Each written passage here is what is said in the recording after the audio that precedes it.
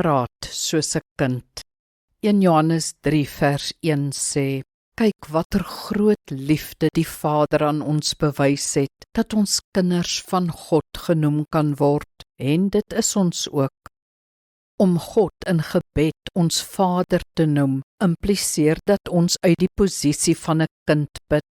Hierdie feit moet ons herinner om in ons gebed met ons Vader te praat, soos kinders behoort te praat. Dink aan die volgende. Kinders behoort waardering uit te spreek vir hulle pa se sorg en omgee.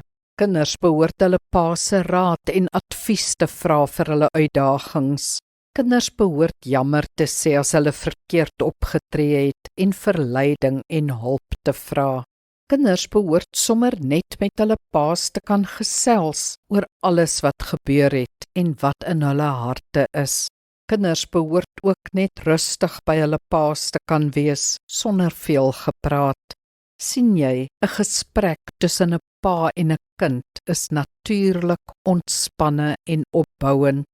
Gesels so met jou pa. Kom ons bid saam. Abba Vader, verhoed tog dat ek net met U kontak maak as ek iets wil vra. Ek wil my lewe met U deel, U intrek by my besluite en my verhouding met U bou. Help my daarmee.